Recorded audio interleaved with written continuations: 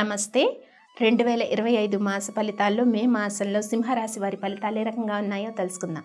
సింహరాశి వారికి కొంత ఈ మాసంలో ముఖ్యంగా మనకి మే 18 వరకు సిచ్యువేషన్స్ అన్నీ కూడా చాలా పాజిటివ్గా ఉన్నాయని చెప్పుకోవచ్చు. అంటే కొన్ని విషయాల్లో పాజిటివ్గా ఉన్నాయి, కొన్ని విషయాల్లో నెగిటివ్గా ఉన్నాయి. మే 18 తర్వాత వచ్చే సిచ్యువేషన్స్ మరింత అనుకూలంగా సింహరాశి వారికి మారబోతున్నాయి. ముఖ్యంగా శారీరక శ్రమ ఎక్కువగా ఉంటుంది. మాసంలో అలసట, శారీరక శ్రమ, విసుగు, కోపం ఇవన్నీ కూడా మే 17, 18 వరకు కూడా ఇలాంటి సిచ్యువేషన్స్ ఉంటాయి. ఇటు హౌస్ వైఫ్స్కి తీసుకున్న, వ్యాపారస్తులకు తీసుకున్న, విద్యార్థులకు తీసుకున్న, ఉద్యోగస్తులకి, ప్రొఫెషనల్ వృత్తుల్లో ఉన్నవారికి, రాజకీయ రంగంలో ఉన్నవారికి, మీడియా రంగంలో ఉన్నవారికి వీళ్ళందరికీ కూడా కొన్ని సిచ్యువేషన్స్ ఇబ్బందికరంగా ఉంటాయి. అంటే లోపల ఒక రకమైన యాంగ్జైటీ కానీ, ఒత్తిడి కానీ ఇవన్నీ ఉంటాయన్నమాట. ఇక మే 17, 18 దాటిన తర్వాత కొన్ని సిచ్యువేషన్స్, ముఖ్యంగా ఎలాంటి సిచ్యువేషన్స్ మారబోతున్నాయి అనుకూలంగా సింహరాశి వారికి? ఆర్థిక విషయాల్లో అనుకూలత పెరుగుతుంది. ముఖ్యంగా ఆర్థిక విషయాల్లో అనుకూలత పెరుగుతుంది. తర్వాత స్పిరిచువాలిటీ బాగా పెరుగుతుంది. అంటే ధార్మిక విషయాల పట్ల ఆసక్తి పెరుగుతుంది. ఈ 2 పాయింట్స్ అన్నమాట. ముఖ్యంగా సింహరాశి వారు గమనించండి.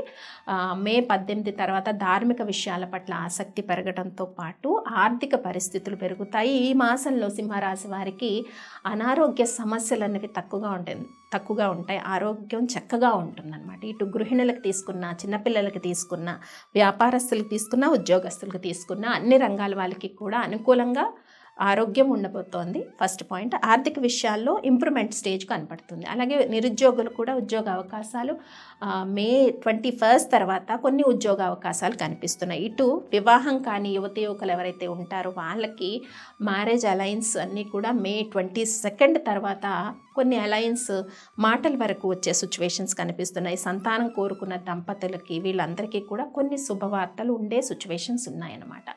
ఇటు చాలా వరకు రైతులు తీసుకున్నట్టయితే వాళ్ళ కష్టపడిన దానికి మే 22 తర్వాత వచ్చే ఫలితాలు అనుకూలంగా ఉంటాయి ఆర్థిక విషయాల్లో రైతులకు.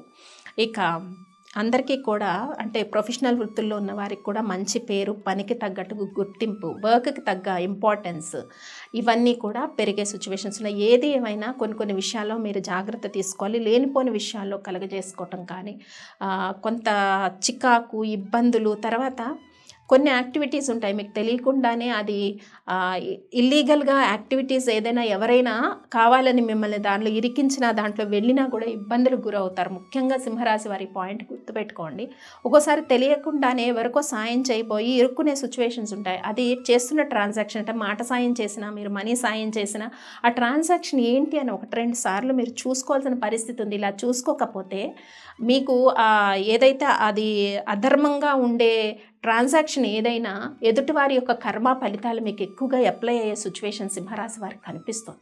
చాలా జాగ్రత్తగా ఈ విషయంలో సింహరాశి వారు వ్యవహరించాలి. ముఖ్యంగా విద్యార్థులు అధికంగా శ్రద్ధ చూపించాలి. మీ చదువు పట్ల మీరు శ్రద్ధ చూపించినట్టయితే మంచి ఫలితాలు అయితే కమింగ్ మంత్స్లో good placements, academic year promote అవ్వడము, యూనివర్సిటీకి మీరు కోరుకున్న యూనివర్సిటీస్లో సీట్స్ దొరకడం ఇలాంటి పాజిటివ్ సిచ్యువేషన్స్ ఉన్నాయి.